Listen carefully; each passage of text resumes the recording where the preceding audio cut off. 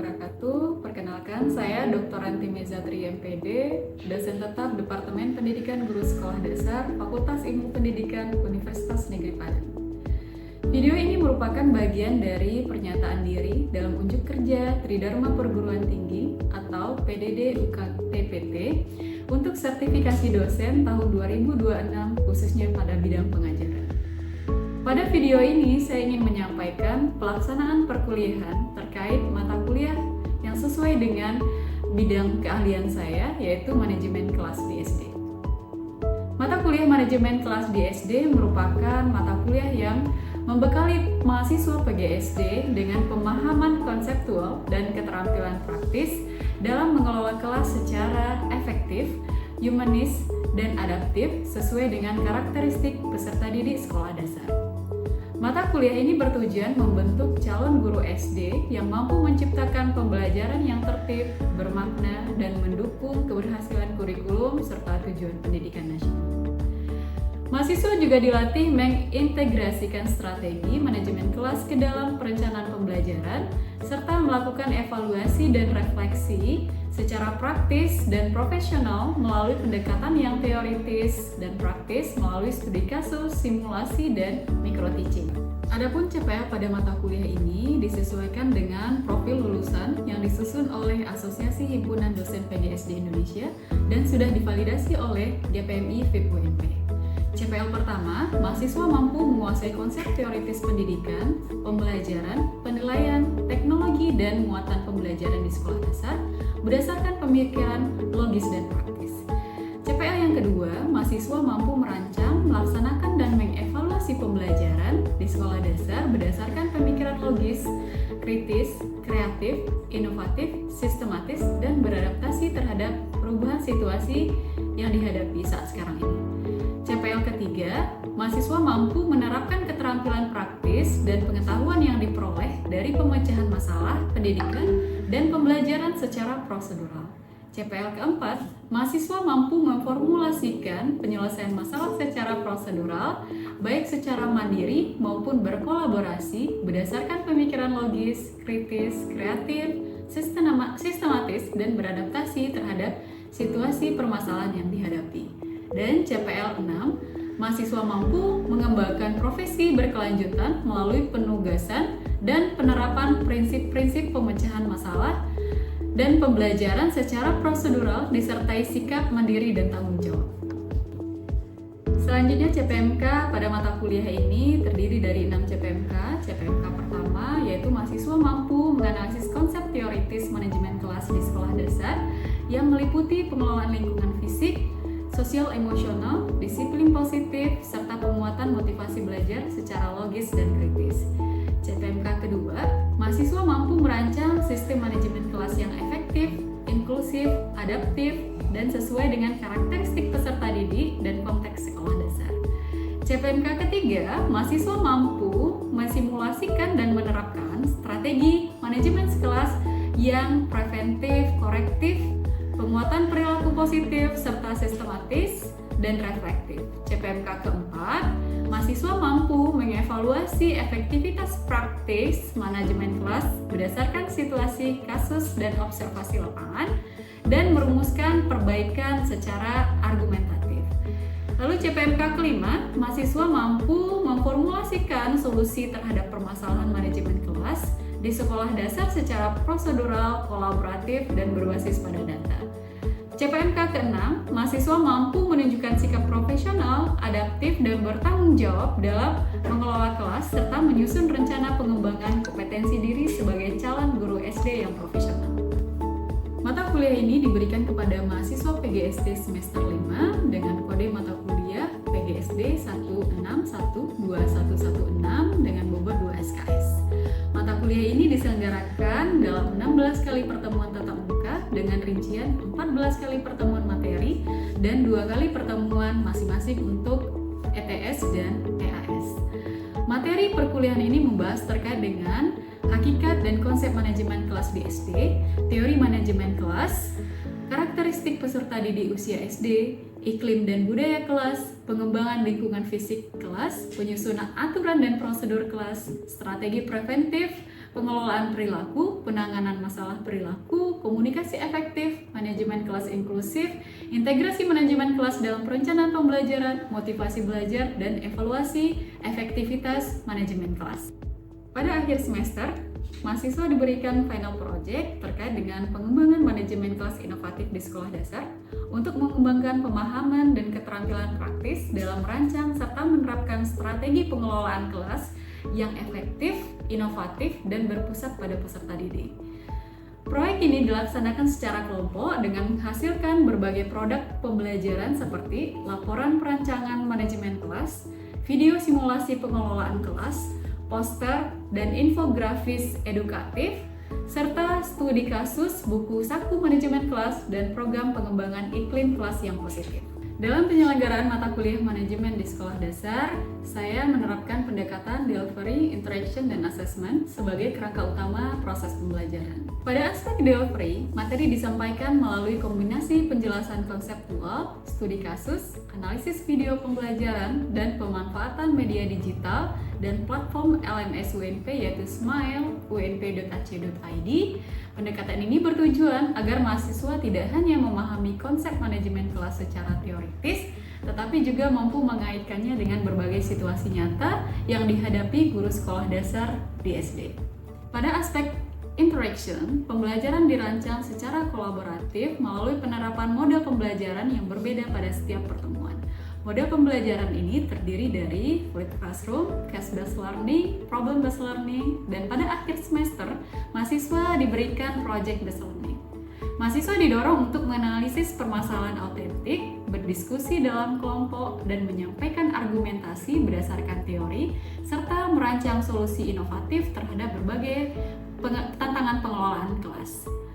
Interaksi yang aktif antara dosen dan mahasiswa serta sesama mahasiswa diharapkan mampu membangun kemampuan berpikir kritis, komunikatif, kolaboratif, dan pengambilan keputusan sebagai bekal menjadi guru yang profesional. Pada aspek asesmen dilaksanakan secara autentik dan berkelanjutan untuk mengukur capaian pembelajaran mata kuliah. Penilaian ini tidak hanya berfokus pada akhir semester, tetapi juga pada proses pembelajaran mahasiswa melalui partisipasi diskusi, analisis kasus, refleksi, presentasi, serta proyek perancangan manajemen kelas yang disajikan dalam bentuk infografis, media edukatif. Dengan penerapan pendekatan delivery, interaction, dan assessment ini, proses pembelajaran diharapkan mampu menghasilkan lulusan yang memiliki kompetensi merancang sistem manajemen kelas yang edukatif, inklusif, dan adaptif sesuai dengan karakteristik peserta didik serta konteks pendidikan di sekolah dasar. Berikut adalah video pembelajaran pada mata kuliah manajemen kelas pertemuan keempat untuk mencapai CPMK kedua pada materi iklim dan budaya kelas di SD. Pada pertemuan ini, perkuliahan dilaksanakan secara kolaboratif dengan metode case-based learning. Materi yang dipelajari pada pertemuan ini terkait dengan konsep iklim dan budaya kelas, faktor yang mempengaruhi iklim kelas, praktek budaya kelas, dan iklim dan budaya kelas yang positif. Selamat menyaksikan. Assalamualaikum.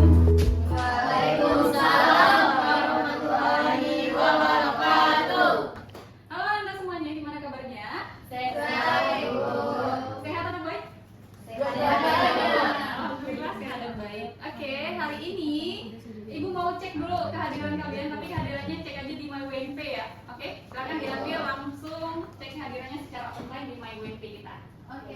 Sudah? Sudah, Bu. Oke, Anda semuanya, minggu kemarin kita udah belajar terkait dengan konsep dasar manajemen kelas gitu ya. Nah, sekarang kita akan masuk pada salah satu aspek yang akan dikelola dalam manajemen kelas, yaitu apa nih? Yaitu apa? Budaya dan iklim kelas di SD. Oke, Anda semuanya, hari ini kita akan lanjutkan materi kita terkait dengan budaya dan iklim kelas di SD, khususnya pada materi ini nanti kalian akan mempelajari terkait dengan konsep iklim dan budaya kelas, lalu faktor yang mempengaruhi iklim dan budaya kelas, praktek budaya kelas itu seperti apa, dan iklim budaya kelas yang positif itu seperti apa. Sebelum kita lanjut kepada bahas terkait dengan materi ini, menurut kalian semuanya, kenapa kita sebagai calon guru SD perlu memahami iklim dulu deh, iklim kelas? Kenapa? Oke, silakan. Kenapa kita perlu mempelajari iklim tersebut? Karena agar terciptanya pembelajaran di kelas yang nyaman dan juga aman. Oke, good. Oke, berarti kita harus mempelajari ini agar nanti peserta didik kita merasa aman, nyaman, dan termotivasi dalam pembelajaran. Selanjutnya, Ibu akan tunjukkan kepada kalian dua situasi pembelajaran berikut. Coba diamati dulu. Ada gambar satu dan gambar yang kedua. Oke, nah menurut kalian mengapa dua kelas ini akan menghasilkan nanti pengalaman belajar yang berbeda? Karena kondisi di kelasnya tidak berbeda, Bu. Kondisi di kelasnya berbeda. Nah, kondisi kelas yang seperti apa, Cynthia? Satu kelasnya rapi dan bersih, sedangkan yang lain itu kelasnya kotor, Bu. Jadi itu nanti akan mempengaruhi kondisi kelasnya, Bu. Begitu. Iya, oke, good. Ada yang lain? Sama Ibu, Jadi- kalau di gambar A itu gurunya terlihat ramah Ibu, sedangkan Iya. kalau untuk di gambar B itu dari perawakan gurunya aja itu sudah marah gitu. Marah gitu ya. Nah, kita akan identifikasi dari perawakan guru itu tadi. Kalau misalnya perawakan guru di gambar A itu akan menghasilkan pembelajaran yang seperti apa? Aman Ibu. Nyaman, kondusif, Bu. kondusif, apalagi? Jadi sesuai semangat belajar. Semangat, merasa disupport gitu kan ya? Nah, kalau di gambar yang kedua gimana? Merasa ketakutan siswanya dampaknya. Karena apa? Karena gurunya gurunya tadi Ibu. Karena gurunya tadi gitu ya. Gurunya kayak gimana emang? Marah. Mukanya serem banget begitu ya, dan di gambar terlihat gurunya marah. Nah, kita bisa identifikasi bahwa yang menjadi inti dari pengelolaan kelas dari aspek penciptaan iklim dan budaya kelas itu siapa? Yang pertama, guru gitu ya. Jadi kita udah paham nih bahwa sebenarnya kita lah sebenarnya ya menjadi apa? Menjadi apa? Menjadi kunci dari keberhasilan penciptaan iklim dan budaya kelas gitu. Kalau gurunya di gambar satu itu terlihat bersahabat sekali, mengayomi gitu ya kan ya, dan siswanya tentu merasa aman, nyaman. Kalian bisa nggak kayak guru nomor satu? Bisa. Masa sih muka kalian aja nih kayak kita semua? Nggak yakin, apalagi Ikra. Ikra bisa seramah itu Ikra? Insya Allah. Oke, siapa yang berpotensi menjadi guru B? Bisa juga. Bisa juga menjadi guru B. Karena apa? Situasi lagi, Bu. Situasi lagi ya. Siapa tahu nanti ada situasi yang menyebabkan kita terpancing emosinya. Nah, dari gambar ini kita bisa simpulkan bahwa siapa yang menjadi aktor dalam penciptaan iklim dan budaya kelas itu adalah si guru itu sendiri. Nah, sebelum itu kita harus paham dulu nih, seperti apa itu? Apa tuh sih iklim kelas gitu ya? Apa sih iklim kelas? Coba dibaca, Cindy.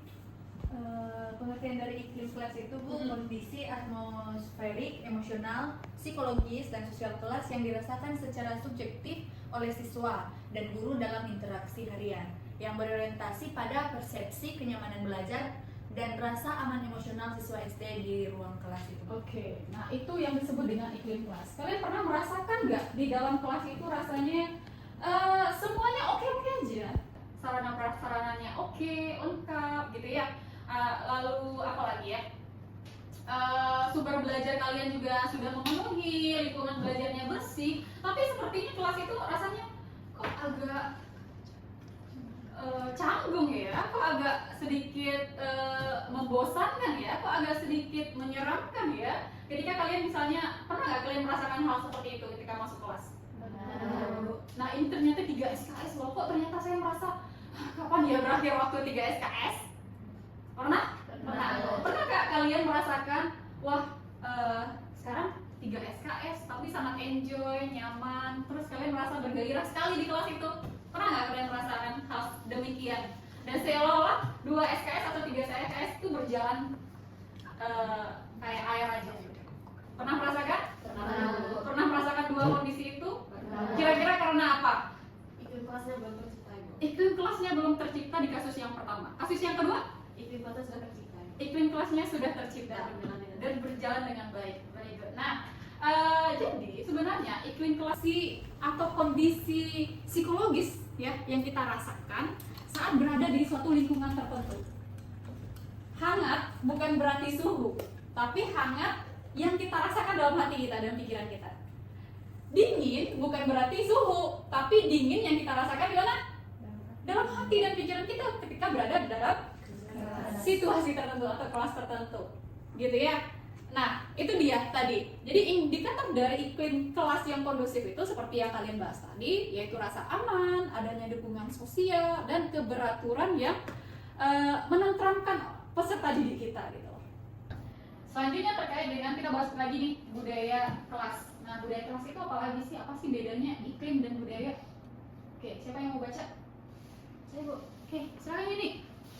Budaya kelas itu mengenai sistem nilai, kepercayaan, norma sosial, dan tradisi bersama yang diyakini serta dipraktikkan secara konsisten oleh seluruh warga kelas. Nah, hal ini mencakup landasan moral dan etika bertindak yang menjadi habitus bagi perkembangan karakter anak di sekolah dasar Ibu. Oke, nah budaya kelas itu lebih dalam sih sebenarnya dari iklim kelas, karena dia bicara terkait dengan tatanan nilai, kepercayaan, norma sosial, dan memang ada sebuah tradisi-tradisi yang mengindikasi bahwa itu menciri khaskan culture dari sebuah lingkungan sosial. Dalam konteks ini adalah kelas. Nah, karakteristik budaya kelas itu diindikasi dari apa? Inklusivitasnya. Nah, inklusivitas itu bicara tentang bagaimana kita menghargai di sesama kelas ya, menghargai sesama kita di kelas. Apakah itu berhubungan dengan suku, latar belakang, kemampuan akademik yang berbeda. Nah, itu akan membentuk sebuah iklim budaya kelas ya positif begitu ya. Nah, yang kedua adalah gotong royong. Artinya pembiasaan kerjasama, saling membantu di dalam kelas akan menciptakan sebuah budaya gotong royong, termasuk juga disiplin. Ketika misalnya ada lagi budaya akuntabilitas, nah ketika ada rasa kesadaran dan tanggung jawab kelompok dan individu di dalam kelas. Nah, ini bisa dibentuk oleh siapa? Oleh peserta didik, oleh guru yang mengajak peserta didiknya untuk konsisten melakukan semua nilai-nilai ini, sehingga nilai-nilai ini menjadi apa? Budaya di kelas itu sendiri. Kalau misalnya akuntabilitas, si guru menyerahkan hasil belajar peserta didik, sehingga peserta didiknya tahu salahnya di mana, benernya di mana. Itu adalah salah satu bukti dari akuntabilitas, dan itu dilakukan secara terus-menerus. Maka itu akan pada akhirnya menjadi budaya, begitu loh. Nah, jadi budaya itu adalah level tertinggi dari sebuah dari sebuah perilaku dan nilai-nilai di dalam kelas, sehingga nanti dia menjadi karakter dari sebuah kelompok tertentu. Gitu. Nah, pertanyaan selanjutnya, duluan budaya atau iklim? Iklim dulu atau budaya dulu? Yuk, coba kita lihat di slide ini. Iklim itu akan nanti dibungkus oleh budaya, gitu ya. Kalau misalnya, tapi kalau kita balikkan, budaya akan dibentuk oleh iklim. Ketika misalnya iklim kelas itu ketika sebuah kebiasaan itu dilakukan berulang-ulang, maka dia akan menjadi budaya, begitu. Nah, bagaimana iklim itu akan membentuk budaya? Kita bisa aja dari atas bawah atau bawah ke atas. Nah, sekarang kita bahas dulu. Ketika budaya kelas itu adalah menjadi bagian terbesarnya, dia memiliki apa? Nilai, norma, kebiasaan. Kita bisa contohkan misalnya ada sebuah budaya memberikan salam kepada guru. Kalian kan salam tuh sama dosen-dosennya kan ya? Nah, ketika misalnya ada budaya menghargai pendapat orang lain, disiplin, dan menjaga kebersihan. Kalian udah bersih belum? Sudah menjaga kebersihan belum? Buang sampahnya di mana? Masa sih? Kita akan cek nanti di kelas-kelas ya. Nanti buang sampahnya, kalau misalnya nggak ada tong sampah, buang sampahnya di mana? Dalam tas dulu. Nanti kalau ketemu tong sampah, baru kita buang sampahnya. Nah, budaya kelas itu adalah apa yang menjadi kebiasaan di kelas itu, apa yang menjadi habit, apa yang menjadi kebiasaan ya, habitnya.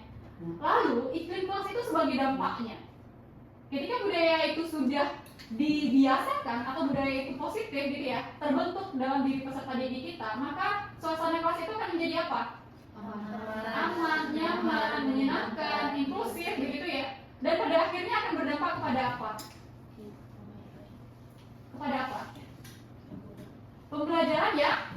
Pembelajaran yang efektif begitu loh. Nah, itu hierarkinya gitu ya. Nah, gini, kalau ingin kita membentuk budaya yang di dalamnya udah pasti kalau misalnya budayanya positif, iklimnya pasti positif. Kalau kalian sebagai guru, kalian mulai dari iklim dulu atau budaya dulu? Budaya dulu atau iklim dulu? budaya Budaya dulu, karena apa? Dibiasain dulu. Iya. Iya, habis itu Dari kebiasaan yang akan terbentuk iklim yang positif. Tapi misalnya sebenarnya levelnya berbeda, gitu ya. Kalau budaya itu terkait dengan norma, kebiasaan, adat istiadat termasuk juga di situ. Kalau misalnya kalian terbiasa disiplin, datangnya tepat waktu, kalau level iklim kelasnya apa? Apa? Kalau level iklim kelasnya apa? Pasti kita merasa aman lagi kan? Merasa nyaman lagi, nggak keburu-buru begitu. Nanti di kelasnya jadi nggak ngos-ngosan. Nah itu iklim yang kalian rasakan. Kalau misalnya di dalam kelas itu semuanya tidak disiplin, apa yang kalian rasakan?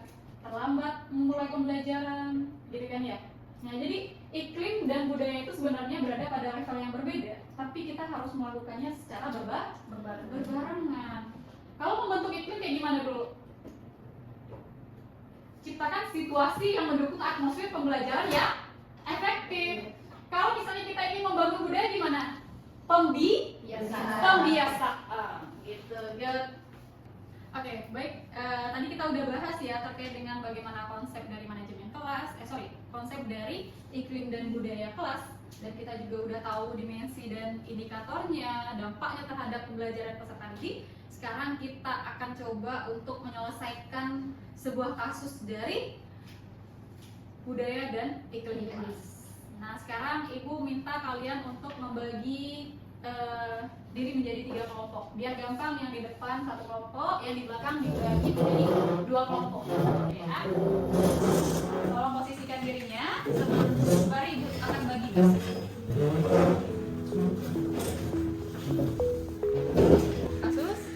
Kasus 2. Ini kasus 1 lagi.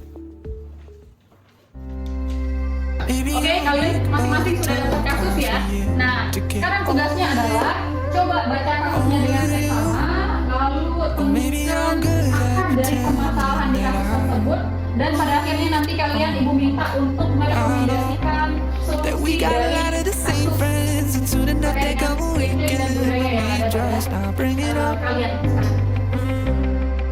Yeah, maybe I'm weak, but it's taking too long to get over you. I'm not ready to need you again, unless this time we're holding on. The truth is, I don't know how to forget. So when I saw you coming out. Oke, selesai. Dan sudah, kita akan diskusikan satu-satu dari kasus ini. Nah, kasus pertama kita bisa untuk kelompok siapa yang mau? Kasus pertama. Oke, kelompok 1. Kita bahas kasus pertama. Nanti kita akan lihat perbandingan dari kelompok ketiga yang juga bahas. Coba, silakan. Gini, ya boleh kan.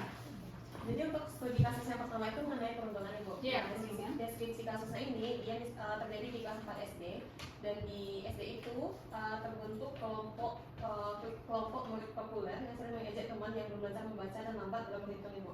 Nah jadi siswa yang diejek ini dia akan menjadi cemas, sering membolos dan menolak berpartisipasi saat diskusi kelompok. Intimidasi oleh si guru itu Ibu. oleh si guru. Iya, jadi belum ditemukan solusi dari permasalahan yang ini Bu. Jadi yang si kelompok yang diejek itu merasa cemas juga, dan sedangkan untuk kelompok yang mengejek itu dia juga merasa terintimidasi oleh si guru itu. Begitu Bu. Oke. Jadi ada kasus pengintimidasian dan si guru si peserta didik yang diejek ternyata juga merasa terintimidasi oleh si gurunya. Nah, ini menarik nih. Kita tanya dari dia, silakan kelompok 3. Gimana argumennya terkait dengan kasus yang pertama? Nah, untuk di kasus yang sama Bu, gurunya tadi tuh belum melakukan kesepakatan kelas Bu di antara siswa dengan guru. Jadi dalam situasi di kelas itu kan tidak ada kesepakatan kelas antara guru dan siswa, makanya kelas itu jadi kurang kondusif Bu, seperti itu Bu. Rekomendasi sarannya gimana? Rekomendasi sarannya yaitu guru itu harus membuat kesepakatan bersama-sama dengan siswa Bu agar guru tahu apa yang diinginkan siswa, sehingga nanti guru juga dapat memberikan kesepakatan yang benar di kelas tersebut, Bu. Oke, good. Oke, nah jadi bisa kita simpulkan bahwa salah satu permasalahan atau akar permasalahan dari adanya perundungan kecil yang sering kita alami di sekolah itu memang tidak adanya kesepakatan kelas bersama. Artinya si guru belum memberikan sebuah regulasi terkait dengan membangun hubungan simpati dan emosional antar peserta didik. Di satu sisi ternyata si guru juga gimana tadi melakukan intimidasi itu juga kepada peserta didik. Ketika misalnya ada peserta didik yang disuruh membaca ternyata masih terbata-bata, si gurunya merespon dengan gimana responnya? Iya, merespon dengan teguran, merespon dengan kalimat-kalimat yang tidak mendukung gitu, sehingga itu menjadi bentuk dari intimidasi kepada peserta didik. Nah itu sebenarnya situasi yang dapat menimbulkan gimana iklim kelasnya menjadi tidak tercipta begitu, iklim kelas yang buruk yang tercipta gitu ya. Dan yang terakhir, keterlibatan emosional siswa, memberikan tanggung jawab bergiliran antara ketua kelompok. Artinya secara emosional, secara prosedural, peserta didik terlibat dalam aktivitas pembelajaran dan mengambil tanggung jawab gitu. Oke, anak-anak semuanya. Oke, kita sekarang coba menyimpulkan ya apa yang telah kita pelajari hari ini. Coba beberapa poin penting yang harus kita simpulkan apa? Yang pertama, iklim kelas. Nah, iklim kelas apa? Suasana belajar. Gitu ya. Yang kedua apa? Budaya kelas. Budaya kelas itu terkait dengan kebiasaan dan nilai. Lalu apa lagi?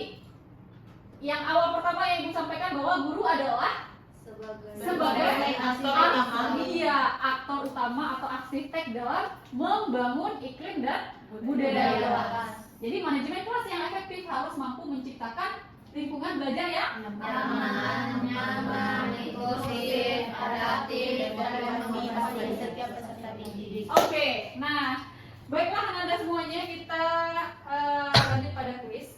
Kalian akan mendapatkan 4 pertanyaan untuk kuis, nanti akan dikirim pada platform LMS kita di Smart. Nanti silakan dicek di LMS, udah ada tugasnya. Pengerjaan kuisnya 1 kali 24 jam. Kira-kira soalnya seperti ini. Dan kalian udah bisa melihat soal ini ada pada Smart ya. Oke, sip. Kapan dikumpul? 1 kali 24 jam. 1 kali 24 jam. Di Smart sudah disetting waktunya ya. Oke. Baiklah Anda semuanya, terima kasih banyak atas partisipasinya hari ini. Semuanya kalian hebat-hebat semuanya. Semoga kalian menjadi guru yang seperti ini. Ya, kita lihat dulu. Ada sebuah kata-kata yang menarik. Oke, guru yang biasa saja memberitahu. Guru yang baik menjelaskan. Guru yang superior mendemonstrasikan. Guru yang hebat gimana? Menginspirasi. Assalamualaikum warahmatullahi wabarakatuh. Waalaikumsalam warahmatullahi wabarakatuh. Bapak Ibu asesor yang saya hormati, sekian video proses pembelajaran untuk mata kuliah manajemen kelas di SD pada materi iklim dan budaya kelas. Video ini merupakan salah satu dokumen pengajuan sertifikasi dosen tahun 2026, yaitu pernyataan diri dosen dalam unjuk kerja Tridharma Perguruan Tinggi. Semoga video ini menjadi bahan pertimbangan yang baik dalam proses sertifikasi dosen gelombang 1 tahun 2026 yang saya ikuti. Terima kasih. Wassalamualaikum warahmatullahi wabarakatuh.